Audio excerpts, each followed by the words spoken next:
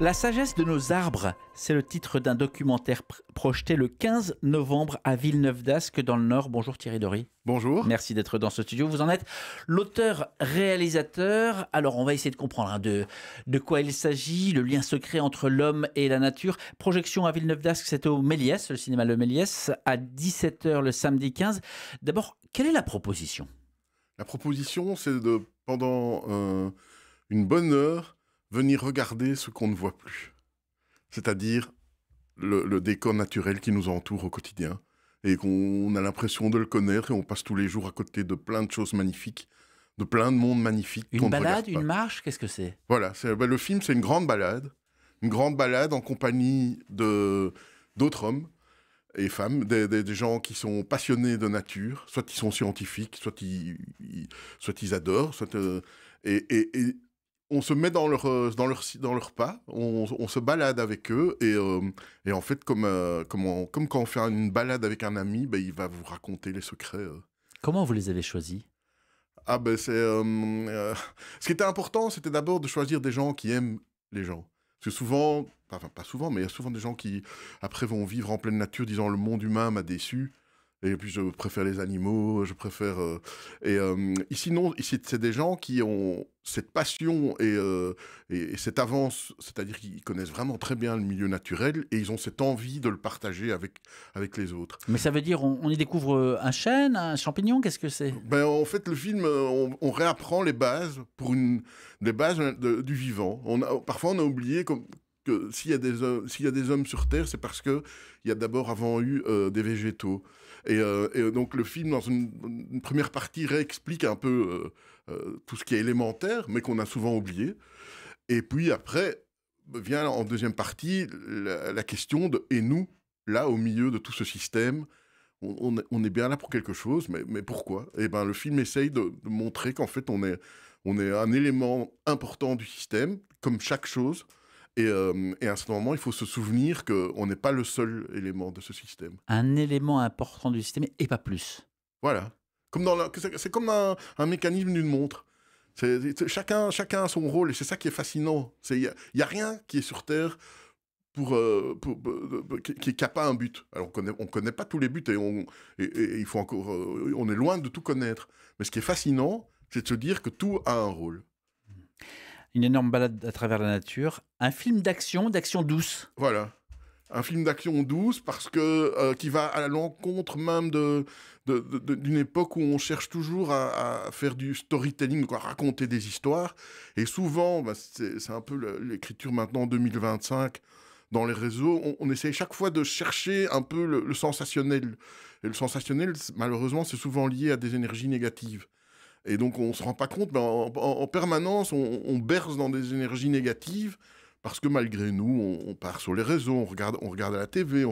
Et en fait, le sensationnel, en fait, il est autour de nous, et il n'est pas nécessairement négatif, il est surtout fascinant. Et c'est ça que... C'est un film qui se veut très relaxant, et même parfois dans des séances, parfois des gens me disent « Ah tiens, je me suis un peu endormi, puis je me suis réveillé, et je dis « Mais c'est pas grave, parce que c'est justement que vous vous relaxez. En général, après on dort très bien, après avoir vu le film, sans s'en rendre compte, on enlève un peu cette énergie négative qu'on a en nous, et on apprend des choses qui rassurent. » Thierry Dory, vous êtes belge ? Oui. Et vous avez filmé aux quatre coins de la Wallonie. Pourquoi ça nous parlerait, à nous, de ce côté-ci de la frontière ? Parce que c'est pas le décor qui compte, c'est la démarche. En fait, ce film, effectivement, il a été tourné en Belgique. Bon, le Nord, on est quand même très, très semblable, quoique. Mais dans le film, il n'y a pas d'indication géographique sur où se déroulent les balades, où sont mes protagonistes. Et c'est volontaire. Parce qu'en fait, c'est l'acte de regarder autour de soi, de se poser, de changer de rythme, de se reconscientiser sur notre univers au quotidien. Et ça, c'est universel. On peut le faire en France, on peut le faire... le film, il commence à avoir une petite carrière internationale. Et c'est voilà, c'est la démarche qui est importante, c'est pas le décor. Une carrière internationale, est-ce qu'il va s'exporter loin ? Ce matin, j'ai une très bonne nouvelle, ce qui va être projeté à la COP 30. Au Brésil. Au Brésil, oui, à l'Institut francophone du développement durable, dans un événement dont le but est de parler de la communication, de comment parler aux gens de l'environnement, et peut-être de revoir sa façon de parler, parce qu'on a souvent été, jusqu'à présent, on a souvent utilisé la carte de montrer les catastrophes, de montrer... et peut-être que cette approche qui est souvent un peu anxiogène et décourage. Et à ce moment, les gens peuvent se dire, bon, ben, c'est foutu, le bateau coule. Enfin, il n'est pas trop tard, votre film? Non, pas du tout. Je pense qu'il faut justement... c'est en faisant aimer les choses, en montrant, en émerveillant, en inspirant. Je pense qu'à ce moment-là, c'est le grand adage, on ne détruit pas ce qu'on aime. Eh ben, faisons aimer, montrons ce qui marche. Mais est-ce que c'est pas un peu prétentieux de votre part de vouloir susciter finalement une prise de conscience globale? Oui, c'est prétentieux, peut-être. Non, moi, je vois ça comme un colibri. Mon film, c'est un petit film, c'est une petite goutte. C'est une petite goutte, et c'est vrai que c'est devenu, depuis quelques mois, moi, je ne suis pas quelqu'un qui fait des films naturalistes. Je n'ai pas une carrière dans des films nature. Moi, je viens plutôt de la télévision, j'ai filmé du spectacle, je fais du divertissement. Et puis, à un certain moment, début des années 2020, c'est passé ce qui s'est passé. Donc, à ce moment, j'étais un peu bloqué. Je ne pouvais plus aller filmer des spectacles. J'étais me balader en forêt. Puis, j'ai vu le bien que ça faisait. Puis, j'ai commencé à lire. Et puis, je me dis, mais tiens, cet axe... Et ça, c'est très important. C'est que scientifiquement, on commence maintenant à prouver l'impact que la nature a sur votre bien-être physique ou mental. Et je me suis dit, tiens, mais dans ce qui existe au niveau film... on utilise rarement cet argument qui est, vous savez, que ça vous fait du bien. Et je crois que si les gens prennent conscience que leur environnement leur fait du bien, s'ils inscrivent de manière positive et s'ils y font attention, eh ben je me dis qu'il y a une petite carte à jouer qu'on n'a peut-être pas encore assez jouée. Parce que le contact de la nature, scientifiquement, nous fait du bien, c'est ce que vous expliquez aussi. Parce que l'idée du film, elle est aussi partie d'un burn-out. Tout à fait. D'une recherche, en fait, sur le burn-out. En fait, c'est quand même un peu le mal de nos années. En faisant des recherches, je suis tombé sur des articles qui avaient été faits au Japon, qui, eux, ont pris un peu d'avance. À un certain moment, ils avaient aussi ce problème de burn-out. Un ministre de l'Agriculture... j'imagine un lundi en rentrant de balade, tu te dis, mais moi je me sens bien quand je vais me balader, mais pourquoi? Pourquoi ça me sent bien? Puis il a commencé à commander des études scientifiques, et les Japonais ont commencé à étudier ça. Et puis en fait, c'est très simple. Pourquoi? C'est parce que depuis 20 millions d'années qu'il y a la vie de l'homme sur Terre, l'homme a toujours vécu synchronisé avec la nature, et les temps modernes depuis 200 ans fait qu'on se désynchronise et qu'on s'en éloigne. Et ben voilà, scientifiquement, les études prouvent que de manière inconsciente, cette nature est toujours inscrite dans vos gènes. Et ben c'est en partant de ces études-là que je me suis dit, mais oui, moi je ne suis pas allez, je regarde toujours, on montre toujours des gens la sylvothérapie, on réduit toujours ça à des gens qui prennent des arbres dans leurs bras, enfin, qui enlacent des arbres. Moi, c'est pas moi, je suis quelqu'un de très terre à terre. Vous aimez l'humanité quand même. À fond. Mais d'ailleurs, mon film est avant tout un film d'humanité, d'hommes qui ont envie de partager et qui en même temps ont envie de se reconnecter, de se trouver bien dans le milieu où ils sont. Votre documentaire s'appelle « La sagesse de nos arbres ». L'émerveillement, l'admiration, l'éducation au beau, ça ne s'apprend pas. Ça ne s'apprend pas à l'école, ça ne s'enseigne pas. Quels sont les rouages à mettre en place? Ça ne s'apprend pas à l'école, c'est pas vrai, ça dépend du professeur. Mais ça s'apprend, effectivement. Je me dis toujours, si on fait, c'est comme quand on mange, si on ne goûte pas des choses qu'on ne connaît pas, on n'aura jamais envie de les goûter. Et c'est vrai que ça, on a tendance, dans une époque où on veut que tout aille vite, on a tendance parfois à un peu, ne pas avoir le temps. Et bien, je crois que c'est important pour des gens comme moi, des créateurs comme moi. D'instant moment, on a la chance de pouvoir toucher des gens parce qu'on crée. Et ben, c'est bien, c'est un moment aussi de dire, attendez, peut-être que de temps en temps, on vous a emmené dans des rythmes un peu trop. Maintenant, on va se calmer, on va changer de rythme. Et effectivement, il faut prendre le temps de regarder autour de soi. C'est très simple, hein, c'est ça. n'importe où vous êtes, vous arrêtez, vous regardez par votre fenêtre, vous regardez le paysage, et puis le film commence, quoi. Mais enfin, c'est bien gentil, mais c'est pas ça qui va remplir le frigo. Ah ouais, mais le frigo, est-ce qu'on a besoin qu'il soit tant rempli que ça? C'est bien sûr, je sais, bien sûr, je n'ai pas la réponse, hein, Mmh.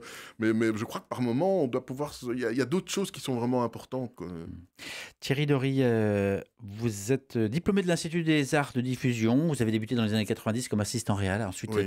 vous êtes passé de l'autre côté. Alors, dans ce film précisément, avec Patrice Michaud, le chef opérateur, vous avez décidé de tourner à certaines heures bien particulières. Ça engage aussi sur, bah, évidemment, ce que ça donne au rendu, mais ça engage humainement. Racontez-nous. Ben, oui, donc l'idée, c'était de tourner aux premières heures du jour, là où la lumière est encore ce qu'on appelle frisante, le soleil se lève et ça découpe bien le paysage. Et c'est clair que ça permet de faire des images fantastiques, sauf que ça demande de se lever très très tôt. Et donc, avec nos protagonistes, comme c'était se lever très très tôt, ben, l'idée c'était aussi de partager avec eux la nuit. Donc souvent on allait dormir chez eux, donc il y avait ce rapprochement humain aussi qui fait que... Et tout ça enrichit le film, en fait, tout ça a fait que c'est des petits éléments qui ont fait que ça donne aussi cette petite magie au film. Et c'est vrai qu'esthétiquement, ça c'était très important, c'était de filmer notre entourage, mais de le mettre en vitrine, donc d'essayer d'avoir des images qui sont très très belles, quoi. Mais enfin, ça complique le montage, tout de même. Ça complique le montage, oui, non, ça complique surtout la production. C'est on a très peu de temps de tourner par jour, quand on tourne 3-4 heures maximum, parce qu'après le soleil est au zénith, et c'est plus aussi bien, quoi. On passe du printemps à l'automne. Oui. On zappe, en fait, finalement. On prend son temps, mais on zappe. Comment est-ce que vous avez voulu... Ben, c'est un travail de montage très fin. Comme je dis, le but, ce n'est pas... le but, c'est la démarche. C'est la démarche de regarder et d'apprendre. Ce n'est pas, donc, comparé à un film, je dirais, d'un reportage sur la nature ou quoi. C'est vraiment la démarche qui est importante. Évidemment, ce qu'on montre, on essaie de le montrer dans le plus beau costume. Mais on est quand même à une époque, comme je dis, où on aime le côté zapping. Et bon, moi, mon but aussi, c'est que les gens se laissent emporter par le récit. Parce que même, il y a de l'action, il y en a, hein, mais c'est de l'action douce. Et on se laisse emporter par le récit. Je ne pense qu'on ne s'ennuie jamais. Je pense qu'en général, souvent, quand le film se termine, les gens disent « Oh, déjà !» Et après, libre à eux, après d'aller... Et la musique du film, elle est naturelle. Hein. Pas de musique. C'est ça. Ouais, alors que moi, je viens du monde musical. Comme je dis, j'ai beaucoup travaillé à filmer des musiciens. Et quand j'ai parlé d'ailleurs à ces musiciens de mon projet de film, ils étaient tous enthousiastes. Ouais, on va te donner des musiques, ça va être super et tout. Et je dis non, mais je veux pas de musique. Ils disent ah bon? Non, parce qu'en fait, déjà souvent, les films sur la nature, sur les animaux, c'est très rare qu'il n'y a pas de musique. J'ai compris pourquoi maintenant. Parce qu'en Alors fait, pourquoi il y a toujours quelqu'un qui tronçonne au loin, un camion qui fait bip bip qui recule, un train au loin, un avion. C'est vrai que tout d'un coup, on se rend compte Qu'est-ce qu'on que est... ça apporte de plus, justement, cette prise de son très particulière dans le film? Ah, mais de nouveau, ça apporte de donner envie de réécouter où on est. Ça fait partie du temps de poser et d'écouter. Comme, allez, ce film, malheureusement, il n'y a que 2 dimensions dans ce film. Il y a le côté visuel et le côté sonore.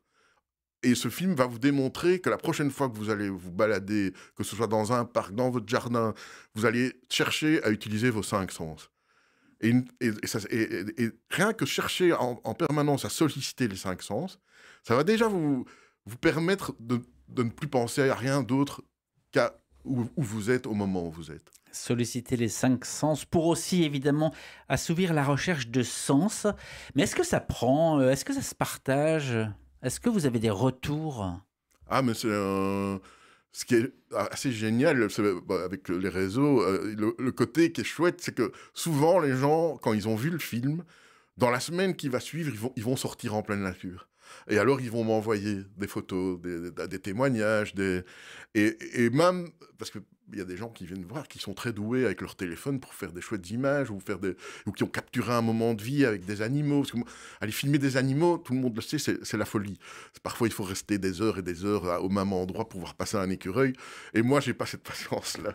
Mais alors, le film, petit à petit, s'agrémente de très belles scènes comme ça avec des animaux qui me sont envoyés par des gens qui ont vu le film.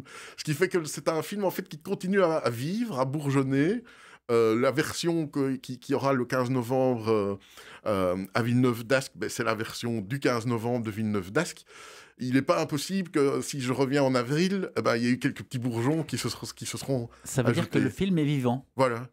Il dure 1h10, mais il est vivant, il s'adapte, il continue. Et moi, je suis un peu son jardinier. De temps en temps, je coupe des bourgeons et je tente des boutures. S'arrêter, regarder, se reconnecter.